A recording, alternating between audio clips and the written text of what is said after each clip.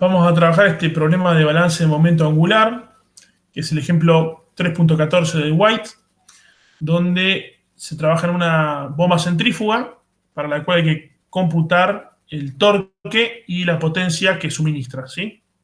Dados todos estos parámetros geométricos, dice que tenemos las velocidades V1 y V2, las presiones P1 y P2, está rotando a una velocidad angular omega, y estas velocidades, las secciones 1 y 2 están representadas en un esquema de la bomba que es este aquí, donde lo que estamos considerando es el balance de momento angular en las aspas, ¿sí? Y esto se termina resolviendo con las leyes de turbomáquinas de Euler, ¿sí? Pero fíjense que tenemos dos secciones circulares, ¿sí? O podríamos decir son como superficies cilíndricas, ¿sí? En esta parte de la bomba. Y por las dos circula el mismo flujo másico, porque justamente es un volumen de control cerrado, mejor dicho, donde las dos únicas secciones de transferencia de masa son 1 y 2. Y tenemos el ingreso de velocidad en el sentido, perdón, el momento lineal que ingresa en sentido radial, ¿sí? Que ingresa en sentido radial también, pero lo que nos interesa en realidad es el torque que suministra la bomba y por lo tanto lo que nos interesa es el momento angular que circula por las secciones 1 y 2. Entonces, la resolución de White lo que muestra es, y acá vamos a tener que acordar de la figura, que la sumatoria de momentos en ese dominio, ¿sí? Es igual al torque que está generando la bomba, perdón, que la bomba está tomando para generar la aceleración del fluido, ¿no? Entonces, en este balance de momento angular, voy a tomar la imagen, así nos resulta más fácil recordar.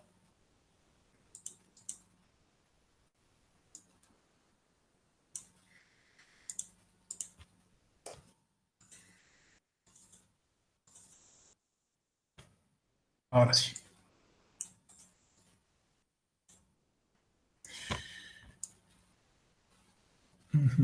A ver si me voy un poquito afuera.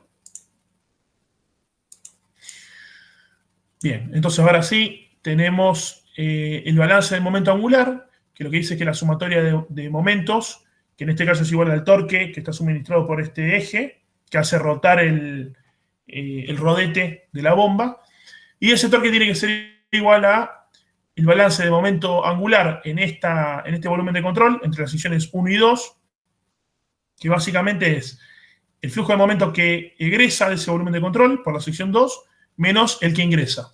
Porque la masa en ese volumen de control es constante, el momento lineal y angular en ese volumen de control es constante.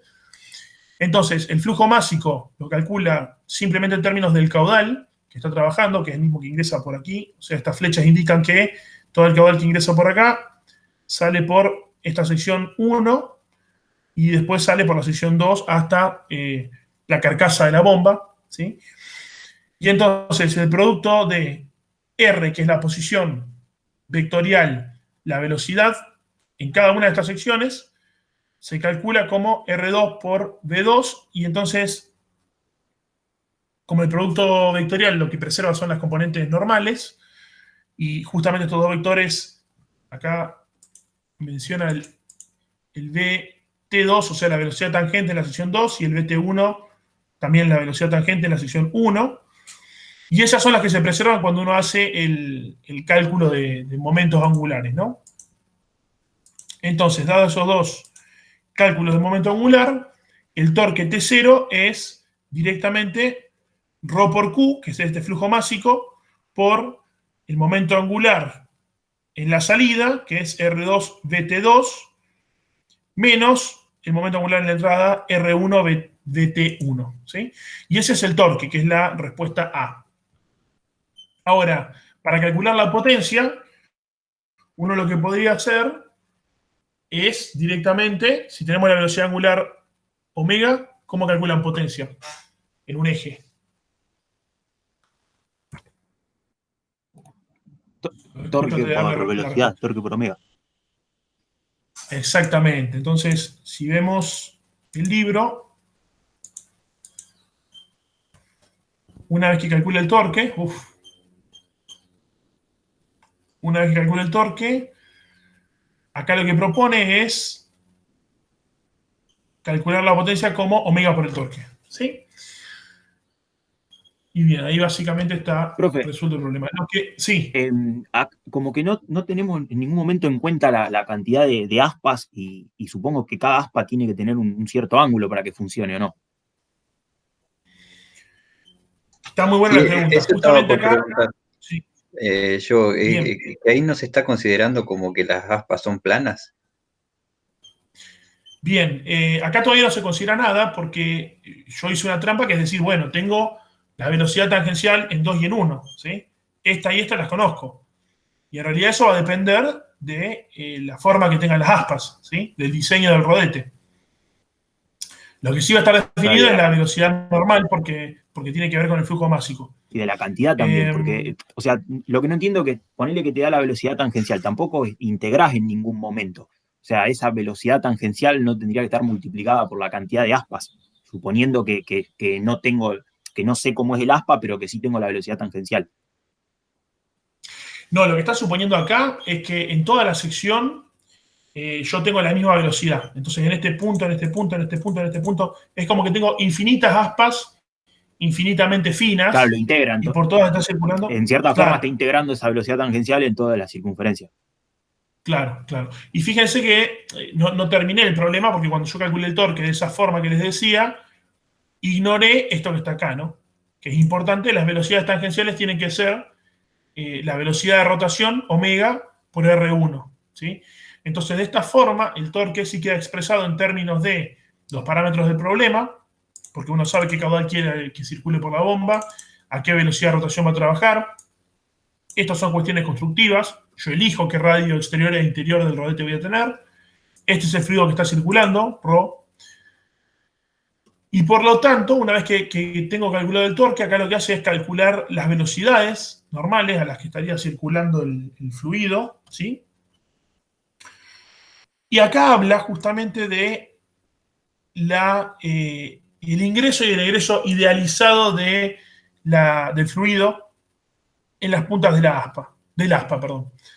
Que es esta aproximación, ¿no? O sea, esto en realidad es una aproximación como si directamente tuviese la velocidad del sólido, el fluido en cada punto del rodete, ¿sí? Pero, bueno, básicamente con esa hipótesis, uno lo que construye son las fórmulas de Euler para la turbomaquinaria, ¿sí? Profe, ahí Porque en realidad, sí, perdón. No, que la velocidad no la estás calculando en función del área, sino que la estás calculando en función de la circunferencia. Como que estás sacando como un caudal por unidad de longitud, ¿o no? Pues estás multiplicando por dos eh, veces pi por diámetro.